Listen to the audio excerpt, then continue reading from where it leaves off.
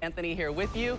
Melo, let's start with you. The guys were kind of saying that we're playing for our lives. Cat was saying after the game to Zora Stevenson, we understand the magnitude, and they played like a team on a mission tonight. It was just a will to win from the beginning of the game. You saw the energy. You saw them when they ran out on the court. You seen it from the tip-off.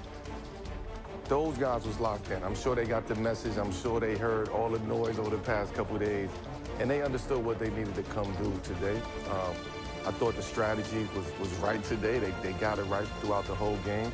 And Cat, we talk about Cat, about what we always want to see from Cat. But from him today to lead the team by his passing, by his aggressiveness, and then took advantage of the defense when he could. He just played a complete game today. So I would say this was a complete win, a total win, team win.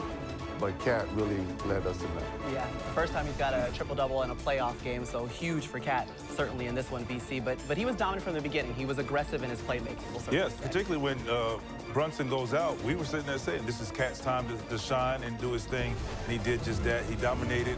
He was aggressive on the glass, but when he's attacking downhill, or when you give him the ball in the post, he makes things happen. Either he's going to score, draw a foul, or more times than not, make the right play, and he did that tonight. Yeah, that's why I was saying he needs to be heavily involved in the offense because he could do so many things. I mean, the guy's heavily, he's really skilled.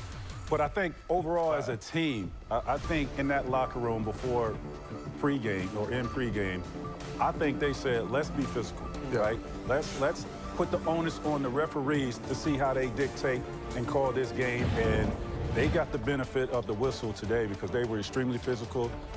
Some calls really went their way, and they got away with it today. So hopefully, you know, they can bring that same type of energy and effort. Bottle it up. For sure, and in the next game and see if they get it. Take it on to MSG, which is where the next game will most certainly be played. You kind of saw it in the graphic there, but Cat just the fourth Knick to actually have a triple-double in a playoff game. Let's get to talking about all of his teammates, too, though. Jalen Brunson, it seems like it was up and down, maybe inconsistent is what we saw throughout this series. Just looked a little bit different here tonight. He just looked like he's trying to figure it out. He's trying to find his spots. I think Atlanta's throwing a lot at him. I think those first two games and game 2, game 3 really took a lot out of JB as far as mentally, as far as how to approach the game, what to approach during the game. But I just wanted him to today just relax. Yeah. Like today wasn't your night as far as leading the team to a victory. Just be a part of the team tonight. Just play a different role tonight and let the other guys do that. I think Josh Hart came out. Yeah. He was on 10 today from the beginning of the game, which allowed the Knicks to have those runs and create that momentum during the game. My one concern with Brunson is the turnovers. I think that's the thing. They got away with it this time, but he had 6 turnovers. And I think he had 5 or 6 last game, and that can come back to bite you. He's one of those clutch players. He is a clutch player. We understand that, but just protecting the basketball for the good of the team. All right, well, Melo talked about Josh Hart. Actually, he's joining us now here on NBA Showtime. A friend of the show, Josh, it's good to have you on again. I know, big smile, still sitting on the court. Well, I got these ice packs on my knees, man. The recovery starts right now. I know, that's right. Talk to us, Josh, about what... Come on, camera, man. What you doing? We got it. Don't put my dogs out there. Don't put my dogs out there. We only saw your knees, I promise. We only saw your knees. Talk to me about what you guys were talking about going into this game, knowing that you needed to even up this series before you headed back to MSG. Yeah, it was just we had to have a better sense of urgency. I think that was the biggest thing. Obviously, that's a good team over there, but we knew if we brought a sense of urgency, a sense of physicality from the jump and not, easing into the game, we'll be in a good position. Josh, T-Mac here. With Atlanta winning one on your home court, taking that home court away, but you guys getting it back tonight, what do you guys do going back home to really knock that confidence out of them, having them coming in, believing they can win another game? Yeah, I mean, we have to do exactly what we did today at a higher level. Obviously, they're going to come in. As you guys know, whenever you lose, that sense of urgency is heightened. That attention to detail is heightened, and we got to be ready for that. And, it's going to be a battle of Game 5, and we have to bring it and be ready. Josh, you said, this is VC, by the way, you said in one of your interviews about taking the challenge on Jalen Johnson and doing all the film and studying. It seems like you've done that. By you taking him away, what was most important for you to take away from Jalen Johnson to be effective for your team? Just trying to be physical with him. Obviously, he's a good player. So I wanted to try to take him out of the game, as best as I could. And then times when he was out, I wanted CJ, and I wanted to bring that toughness and that physicality from the jump. That's my job. That's my role, is to defend at a high level, have that competitive nature, and inspire my guys. So that's what I'm just trying to do. Josh, X's and O's in the postseason are usually what we pay attention to details to. Was tonight about X's and O's, or was tonight about just going out there having the will to win, being physical with the Atlanta Hawks? Yeah, it was just a will to win. As you know, X and O sometimes in the playoffs, you know each other so well, and those X and O's can, come and go. But that intensity, that competitive nature, the physicality is heightened in the playoffs, and that's something that we have to do, from the jump. And we can't be satisfied with this. We got to keep building off it and having that sense of urgency.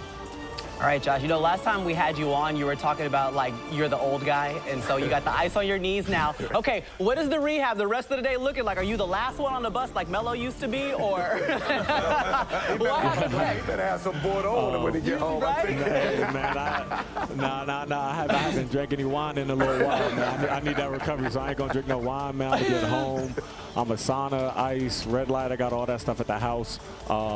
Sleep, recover, nutrition, man, that's all it is. So I got to make sure I'm ready to bring that physicality from the jump in Game 5 and sustain it up. I was a little smoked after that first half, so I got to make sure I sustain it. He's like, can't even lie, can't even lie. To you there.